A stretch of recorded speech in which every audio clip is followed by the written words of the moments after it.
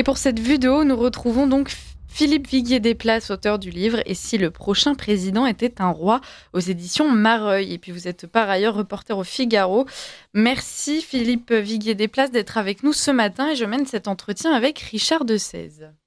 Alors on commence avec votre ouvrage que vous-même débutez par une sorte de clarification, Philippe Viguier-Desplaces. Alors je vais vous laisser l'opportunité de l'expliquer aux auditeurs. Vous dites voilà ce que ce livre n'est pas, ce que ce livre est. Vous résumez tout, vous nous expliquez que c'est une sorte de match pour la démocratie. Alors est-ce que vous pourriez nous en dire plus et voilà, préciser quel est le but de votre ouvrage aux auditeurs ? Voilà, alors en fait la démarche c'était de faire finalement une proposition qui soit désenclavé des clivages habituels.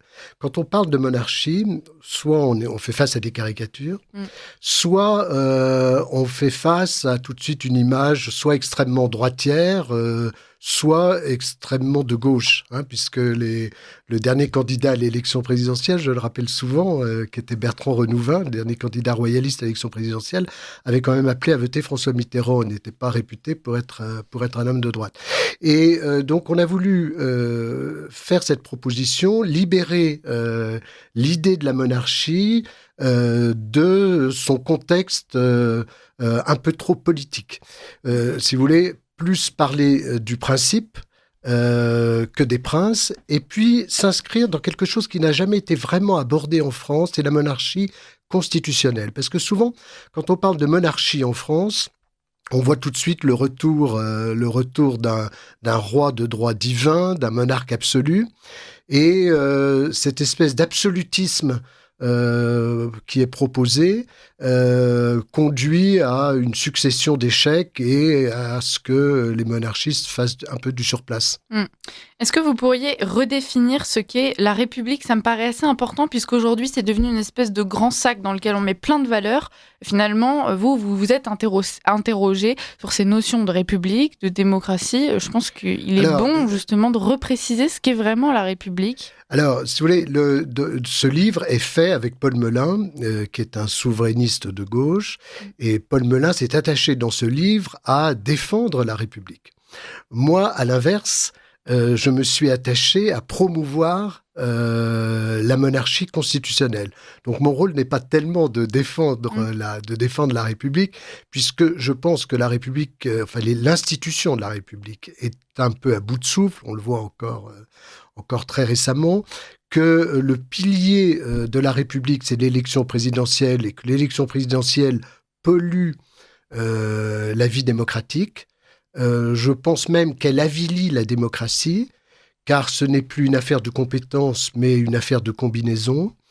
Et ces institutions de la Ve République, elles ont été créées et faites par un homme, qui était le général de Gaulle, et peu à peu, cette aura du général de Gaulle s'est délitée, et les personnes, les présidents qui lui ont succédé, finalement, n'ont pas été à la hauteur de la promesse de la République. Et alors que, justement, la monarchie constitutionnelle, pour moi, s'impose naturellement dans cette espèce de continuité historique de la République. Et d'ailleurs, je le dis dans un des livres, dans un des chapitres du livre, liberté, égalité, fraternité, ça peut être aussi la devise d'une monarchie constitutionnelle. Ce n'est pas le seul privilège de la République. Est-ce qu'aujourd'hui, on peut détacher un système politique des valeurs qui l'accompagnent ? Est-ce qu'on peut se concentrer uniquement sur l'aspect technique ou bien est-ce que de toute façon, il faut y accoler nécessairement certaines valeurs ? Vous disiez donc la devise de la République française. Est-ce qu'il y a besoin de ça ? Je pense qu'on a besoin en France d'institutions qui nous transcendent. Et je pense que la République ne nous transcende plus. Non. Et, on ne meurt pas pour la République. On ne meurt pas pour la République. La République est devenue quelque chose de totalement abstrait. Et vous savez, je voyage beaucoup, vous l'avez dit, je suis grand reporter au Figaro. Et lorsque je suis dans un pays où c'est une monarchie, lorsqu'on rencontre des gens dans la rue, ou qu'on parle avec des autochtones, qu'est-ce qu'ils vous disent ? Ils vous disent notre roi, notre prince, notre reine. Il y a cette espèce d'attachement, de respect affectueux En France, je veux dire, vous croisez rarement quelqu'un, sauf sur le ton de l'ironie, qui, parlant du président de la République, vous dit notre président avec une larme au coin de l'œil. Donc, je pense vraiment que la monarchie constitutionnelle, c'est-à-dire pas la monarchie absolue, pas la monarchie de droit divin, pas une monarchie qui est enclavée par exemple dans la religion catholique, c'est-à-dire une monarchie qui soit moderne, qui correspond aussi à notre époque, et bien que cette monarchie peut avoir sa place en France aujourd'hui.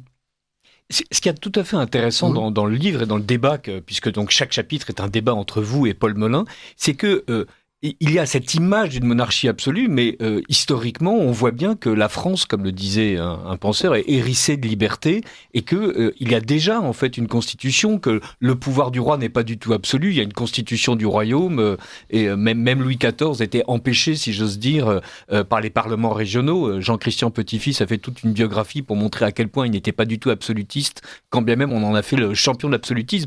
Donc, quand vous parlez de monarchie constitutionnelle, vous parlez aussi en fait de la monarchie telle qu'elle a existé, moins la religion catholique, parce que d'une certaine manière, effectivement, ce n'est plus de mise. Mais ce que vous nous proposez, c'est aussi, pourquoi pas, de revenir à la Ve République dans son essence, et de faire en sorte qu'il y ait un équilibre des pouvoirs et, vous l'avez dit tout à l'heure, qu'il y ait une véritable démocratie, autrement dit que le peuple soit véritablement écouté, parce que cette monarchie, ce n'est pas du tout la suppression du peuple comme on est en train d'y assister aujourd'hui, c'est au contraire un peuple qui est systématiquement sollicité. Il est sollicité dans les paroisses, il est sollicité dans les cantons, il est sollicité dans les départements, il est sollicité dans les métiers, alors que la République a aboli toutes ces sollicitations. Oui, vous avez raison sur le fond. C'est vrai qu'il y a finalement assez peu de différence entre ce que serait un roi constitutionnel en France et ce que devrait être un président de la République. Au fond, il y a eu une sorte de déviationnisme de la fonction présidentielle, orchestrée par des présidents qui sont devenus plus soucieux de leur propre destin que de celui du pays à la tête duquel ils avaient été élus. Et donc, la monarchie constitutionnelle corrigerait cette variante. Vous savez, la dernière fois, j'étais chez Pascal Praud et qui me disait de manière un peu agressive, mais les rois, ça sert à rien. Il y a 11 monarchies en Europe. Et il parlait de lui en tant que rédacteur en chef. Il parlait peut-être de lui en tant que rédacteur en chef. Mais les rois, ça ne sert à rien. Il y a 11 monarchies en Europe. 11 monarchies. Allez dire aux Espagnols, dont le roi a ramené la démocratie dans leur pays, que la monarchie, ça sert à rien. Allez dire aux Danois, dont le pays est placé régulièrement en tête des pays où on est le mieux pour vivre, que la monarchie constitutionnelle ne sert à rien. Allez dire aux Anglais, dont le regard dans le monde entier s'est fait pendant 70 ans à travers les yeux d'une femme qui est en quelque sorte devenue comme une espèce de reine du monde et qui a fait rayonner la Grande-Bretagne à travers le monde. Aucun président de la République en France n'a eu, avec autant de durée, cette aura qu'a eu la reine d'Angleterre. Et pourquoi tous ces gens ont eu autant de succès? Je pourrais aussi parler du roi Baudouin, qui est sans doute un des plus grands souverains européens de la seconde moitié du XXe siècle. Mais pourquoi tous ces gens-là rencontrent un tel succès? Eh bien, essentiellement parce que précisément, ils placent leur pays au-dessus de leurs préoccupations. Et ça renvoie à quelque chose auquel je crois sincèrement. Je pense que nos sociétés sont devenues trop complexes pour que l'on mette n'importe qui à leur tête. Quand je dis n'importe qui, c'est-à-dire quelqu'un qui est élu à la faveur des urnes, sachant tout le trafic humain que l'on peut mettre dans une élection, et donc je pense que il faut que un chef d'État soit élevé pour cette fonction dès la naissance, et l'occupe jusqu'à sa mort. Et je pense que maintenant, nos sociétés sont devenues trop complexes pour qu'on se prive de cet apprentissage permanent qu'offre une monarchie avec un enfant qui naît sur les marches d'un trône et qui peu à peu est formé et le gravit. Et vous savez, on pourrait longuement parler de ce qui s'est passé en Espagne, mais en Espagne, Juan Carlos n'a pas réussi ce qu'il a réussi s'il n'était pas venu en Espagne à l'âge de 9 ans, seul, et si il n'avait pas été éduqué comme futur roi par et le dictateur Franco et aussi le comte de Barcelone, son père. Philippe Viguier-Desplaces, quand vous dites que l'avantage de ces souverains, c'est qu'ils placent leur pays au-dessus de leurs préoccupations, deux questions. Est-ce qu'on a nécessairement besoin d'un roi pour cela ? Est-ce qu'on pourrait pas se dire que normalement, une personne qui se présente pour être président, ça devrait être sa motivation principale ? Et par ailleurs, est-ce que cette volonté de mettre quelqu'un en place sur la durée, vous nous expliquez que c'est aussi donc une façon d'avoir cette aura, c'est aussi un gage de stabilité. Est-ce que c'est pas un danger ? D'ailleurs, l'homme évolue, hein, c'était une créature quand même assez complexe. Quelqu'un qui peut être formé pour ça dès la naissance peut tout à fait un jour vriller. Et puis on imagine, en ce moment, on a Emmanuel Macron à la tête du pays. Je vais vous citer, on se rend bien compte que la monarchie a pour première qualité la stabilité institutionnelle. Si les premiers ministres passent, il n'empêche que le roi demeure intact, vigie vers laquelle un peuple se tourne. Emmanuel Macron, aujourd'hui, voit se succéder ses ministres. Il est en place. Ça pourrait donner un aperçu de ce que donnerait une monarchie. C'est pas tout à fait satisfaisant. Non, effectivement, mais je vais vous répondre par un exemple. La reine Élisabeth, quand elle est montée sur le trône, elle s'est heurtée à un énorme problème qui était celui du divorce, de sa sœur, la princesse Margaret, qui voulait épouser, si vous en souvenez, un homme qui était divorcé. Ça avait créé un séisme dans le royaume au point qu'elle finalement ne lui a pas donné l'autorisation de le faire. Et à la fin de son règne, elle anoblit Elton John et elle donne un titre au compagnon d'Elton John, enfin à son mari homosexuel. Donc c'est pour vous dire que précisément, la monarchie contient dans son essence cette évolution. Et que ces princes, quand ils sont élevés dans le respect du peuple. Et je vais ajouter quelque chose. Quel est le seul pays en Europe où on a écouté le peuple ? Le seul pays en Europe où on a écouté le peuple. Vous allez nous le dire. Eh ben c'est pas la France déjà. Non, c'est la Grande-Bretagne avec le référendum sur le Brexit. Et ce seul pays, c'est une monarchie. C'est le seul pays au point que le Premier ministre qui a mis en place le Brexit était contre le Brexit. Allez trouver en France un Premier ministre qui met en place la réforme des retraites contre laquelle il a voté. C'est ça le respect du peuple. Et ce respect du peuple, il s'est exercé dans un seul pays qui est une monarchie en Europe, le Royaume-Uni. Est-ce que votre livre est un hommage à la fois à la monarchie et à la République, puisque Paul Molin, évidemment, et vous-même n'en débordez pas, le monarchiste reste monarchiste, le républicain reste républicain, avec évidemment une République telle que Paul Molin l'imagine, qui est tellement vertueuse, tellement admirable, qu'elle est une espèce de modèle insurpassable, mais qui est... une République idéale, qui est totalement hors sol. Il suffit, effectivement, on a juste dit le mot de Macron, et à lui seul, il résume l'intégralité des faillites du système. Et est-ce que le véritable problème, et vous avez dit le mot peuple, ne vient pas des partis ? En fait, on a l'impression que c'est ça qui pollue la République. Oui, mais dans les monarchies, précisément, les partis ne sont pas exposés sur la première marche du podium.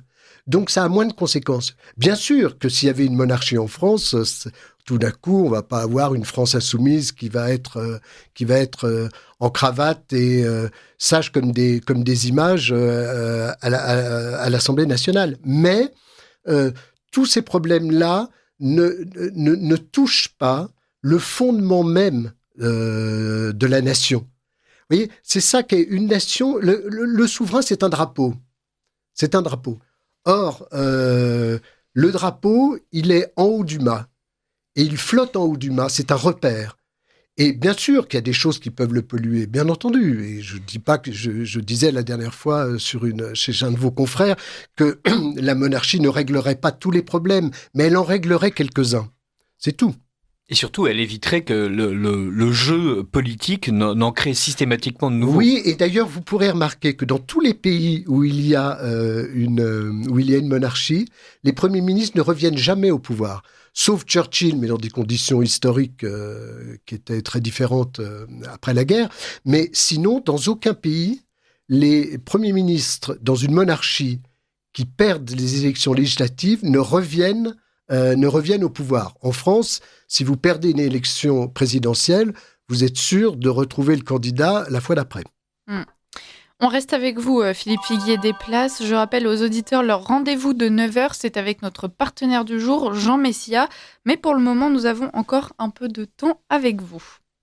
Et dans votre livre, dans votre livre commun avec Paul Melun, il y a plusieurs chapitres de la grandeur, de la richesse, de la laïcité, de la culture, et on sent que c'est en fait comme un catalogue des idées reçues sur la monarchie, et on a l'impression d'un instituteur de la Troisième République qui nous parle de Louis XI et de ses petites cages et de Marie-Antoinette et de ses folles dépenses, et en fait à chaque fois on se rend compte que il y a une image de la monarchie qui est une espèce de caricature abominable, un peu comme si moi je parlais de Macron, et qui en fait est complètement éloignée de la réalité historique que vous vous efforcez en permanence de rappeler. Oui, la diabolisation de la monarchie, c'est l'œuvre majeure de la Troisième République. Et qui continue aujourd'hui, parce que souvent, les hommes politiques, et je cite par exemple, j'en cite certains dans mon livre, lorsqu'ils s'invectivent, emploient le terme de roi. Pour qui se prend-il on n'est pas dans une monarchie. Donc il y a toujours la monarchie est toujours liée à quelque chose d'excessif. Et de poussiéreux. Et donc l'idée, alors c'est d'ailleurs pour ça que dans ce livre, on ne prend pas parti pour un prince, parce que souvent, les monarchistes français, qui sont à mon avis plus nombreux qu'on ne le pense, parce qu'il y a beaucoup de gens, lorsqu'on parle comme ça, dans la rue ou avec des amis, disent mais finalement, ce serait peut-être pas mal. Mais je pense qu'il y a plus de gens qui seraient monarchistes qu'on le pense, mais malheureusement, il y a pas grand monde pour incarner le courant monarchiste. Je le citais, il y avait Bertrand Renouvin qui est le seul qui avait donné un peu de voix à cette idée, encore qu'il n'était pas tellement sur le thème de la monarchie constitutionnelle, il donnait beaucoup de contenu politique à la monarchie. Or, je pense que c'est tout l'inverse qu'il faut faire. Il faut présenter la monarchie dans ce qu'elle a de plus beau, dans ce qu'elle a de plus simple, et pas forcément dans un contenu politique qui, de toute façon, n'est dans aucune monarchie constitutionnelle en Europe la prérogative d'un souverain.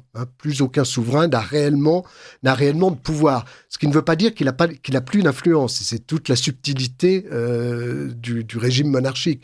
C'est qu'on peut avoir peu de pouvoir, mais avoir beaucoup d'influence. Regardez, là encore en Espagne, non pas avec Juan Carlos, mais avec le roi Felipe, dans les inondations de Peporta. Je veux dire, on a vu un roi au contact d'un peuple, alors que les politiques étaient évacués avec des parapluies de protection. Et lui, au contraire, a fait baisser les parapluies de protection et rentré dans la foule, a pris des coups, des injures, etc. Mais il était le roi, il était au milieu de son peuple, il a écouté et il n'a pas harangué la foule, comme l'a fait par exemple Emmanuel Macron dans des circonstances similaires à Mayotte, où il répondait de manière agressive aux gens qui l'invectivaient en disant « mais vous avez de la chance d'être français », etc. Vous pensez que c'est vraiment intrinsèquement lié au fait que c'est un président et pas un roi ? Bien sûr, parce que un roi est présent, il n'est pas dans la durée, il n'est pas dans l'éphémère. Il ne pense pas au coup d'après. Vous voyez, il n'y a pas une armée de communicants autour d'un souverain pour imaginer sa destinée lors d'une prochaine élection présidentielle. C'est pour ça que je dis qu'une élection présidentielle, j'en reviens à ça, mais qui est le pilier de notre vie démocratique, est devenue aujourd'hui une sorte de bâton mou qui pollue notre vie démocratique et qui avilit notre démocratie. On a un auditeur en direct qui nous dit, donc Henri, pour qu'un roi ne sombre pas dans l'hubris, il est nécessaire qu'il soit soumis à une autorité supérieure, incontestable et incorruptible. Seul Dieu peut être une telle autorité. Vous disiez, vous, que vous songiez à une monarchie qui serait justement détachée de cet aspect religieux. Est-ce que vous pensez que c'est possible? Même en Angleterre, on voit que le religieux et la monarchie sont extrêmement liés. Alors, c'est pas le religieux qui est lié à la monarchie, c'est le sacré. Et que le monarque ait une dimension sacrée, oui, bien entendu qu'il en a une. Et d'ailleurs, tout à l'heure, Richard de Sèze parlait et énumérait les chapitres, il parlait de laïcité.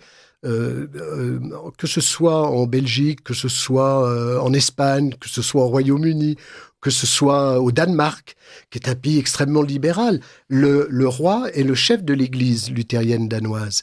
En Espagne, le roi n'est pas le chef de l'église catholique, mais le roi va régulièrement à la messe sans que ça ne pose aucun problème. Chez nous, on monte une crèche dans une mairie, on se retrouve devant un tribunal. Donc il y a quand même... pour répondre à la question de votre auditeur... non, il faut laisser Dieu là où il est. C'est pas raisonnable. On peut, dans une espèce de romantisme un peu hugolien, parler de la monarchie avec comme ça des grands accents, Dieu, le roi, la patrie, etc. Mais ça ne correspond plus à notre époque. Et c'est précisément parce que bien souvent on n'est pas capable d'avoir cette adaptation et de faire face à cette réalité que la monarchie a de moins en moins de chances d'exister en France. Non, la monarchie, elle doit être moderne. Aujourd'hui, voilà, on est un pays qui a plusieurs religions, même si la religion catholique le domine. Mais il y a des communautés de valeurs. Voilà, ce qui n'empêche pas qu'un roi soit évidemment catholique. Mais enfin, de là à imaginer qu'on remette un roi sur le trône en France, ça va être un long chemin.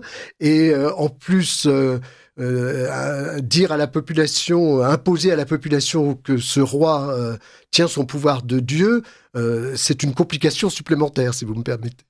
Et quelque chose est tout à fait fascinant. Vous avez parlé de plusieurs monarchies européennes, mais en fait, il y a des monarchies asiatiques, il y a des monarchies africaines. En fait, en France, on a l'impression que la monarchie est un système passéiste, obsolète, qui n'a plus aucune substance. Dans le monde entier, en fait, il y a des dizaines de monarchies vigoureuses, efficaces.